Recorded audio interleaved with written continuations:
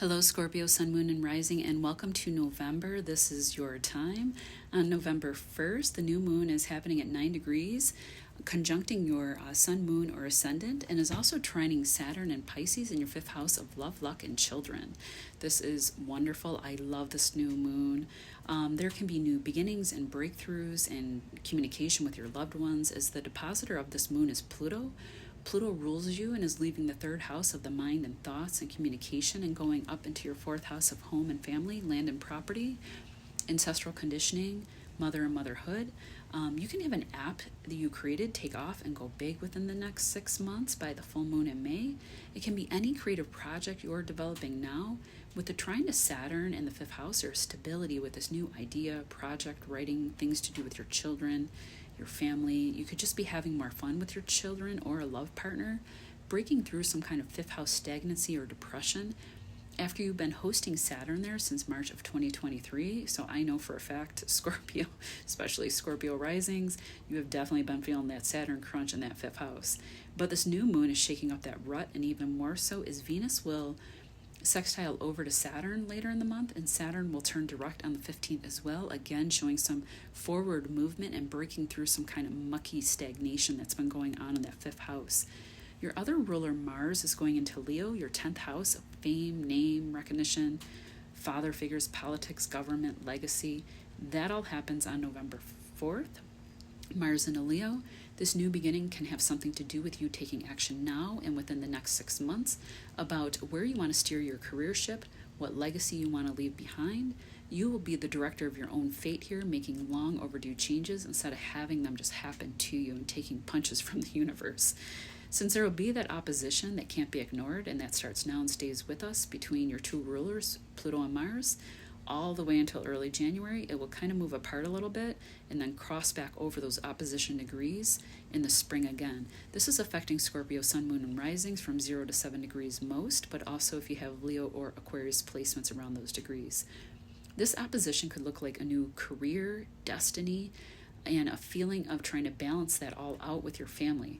You may feel frustration or anger even around trying to radically alter what you want to do for a living and being stuck in an unwanted career, yet feeling like the home domicile keeps holding you back from making your progress somehow, or your attention keeps dragging you back home. Sorry, I had to pause. My dog came in to visit me. Okay, so you can be feeling like, your home domicile is holding you back somehow, or your attention keeps dragging you home when you want to focus on what you want to leave behind and a new career that you want to move towards, and a kind of fate that you feel is calling you in that 10th house area. But also related to work, as Mars rules your 6th Aries house of work, and the North Node fate is there. You could be asking yourself where you want to be with home and career, or feeling far from where you dreamed. To mitigate any anger that may come up with family members around the home or in the home over the next several months, look to the trines that are happening with Uranus, which is over in your 7th, Neptune in the 5th house, and they're trying to lend support through a serious business or love partner with sudden ideas or solutions, or some creative idea can be the pathway through the difficulty with a love or children. A breakthrough can happen when the sun goes into Sagittarius, the 2nd house, on the 21st, and sextiles over to Pluto in the 4th. So there can be some kind of success with immediate family, from shifts in psychological perspectives or emotions to lucky, lucrative land or home investment opportunities, which can change, emotions in the family and the home property. If there have been any breakdowns that have occurred within the family, there can be a drive to succeed in repairing those relationships. But also valuable physical home repairs can be transforming the value of your home at this time as well, increasing it in a big way. Maybe an assessor comes out and you find out that your home is way more valuable than you think, therefore increasing the amount of money that you can take out on a loan if needed.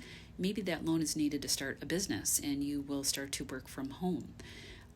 Acquiring assets or land can also happen with the sextile, and you can be focused on the bank account and supporting you and your family at this time. On the 2nd, Mercury enters your Sagittarius 6th house, but retrogrades on the 26th. So get your gifts early, travel insurance. If you're traveling for the holidays, pay for extra gift insurance, etc. Sign any contracts as early as possible, no later than November 8th, and then wait until January 2nd, when it will be direct and out of shadow period. Mercury will trine the North Node, and later Chiron, the wounded healer, sitting over there in that Aries 6th workhouse. indicating faded communications or messages around job opportunities, faded communications around work or health matters, people that you have to hire for work. You can find the perfect crew to hire, but do so now and by the 8th before retrograde shadow. You're balancing accounts and budgeting for a business. You could have an opportunity to increase your skills to gain more money in the employment sector or to become more valuable as an employee. The Sun will follow the same story, again highlighting these matters, and Venus has already been here trying to do the same thing. And the Sun will enter Sag on the 21st, again going over that trine to Aries, highlighting these faded matters and healing matters. And there will be a strong but positive focus on money, banking, family, property, what you eat, a healing new diet, and increase in self-esteem, but also job opportunities that can show up in a surprising and faded, destined way, and also possibly through a family member. On the 11th, Venus goes into Capricorn, your third house of thoughts, mind, communication, vehicles, neighborhood, siblings, local travel, small business, social media apps, and will sextile Saturn and Pisces in your fifth house of children, love, and luck. Your thoughts and feelings could become more pleasant and stable now and throughout the holidays, thank God, through December 7th, around close relationships, fun with childhood friends, fun with family, a lover, or children as well. You could be doing fun community activities, caroling for the holidays, and I would encourage it because Scorpio, you need it. Holiday shopping for family, fun, and local travel. You can meet someone romantically through social apps, a community event, a rally, through friends, and it would be with someone possibly older with heavy Capricorn or Aquarius placements. Both are ruled by Saturn, so not necessarily older, but maybe placement-wise. It would be an enduring, stable, secure love that you are interested now, not a fling or a fly-by-night romance. Last but not least, you can get some good news or ideas for business around an old creative project that can be brought back to life that maybe you shelved a while ago. You can also develop a business idea that will not only be stable, but financially stable as well with a solid foundation. That business could be media or internet-based or something that you form with a childhood friend or even a sibling or someone from your local environment or neighborhood. On the 15th, the full moon happens in your 7th significant other partnership house in business or love, but it's also a house of public appeal and contracts, and this is also the same day Saturn goes direct. It happens at 24 degrees in Taurus and conjuncts Uranus and also a fixed star called Algol. This affects you most from 20 degrees and up, but with Algol, I would only give a 1 degree focus, so the effects from Algol would be if you have Taurus placements at 25, 26 degrees.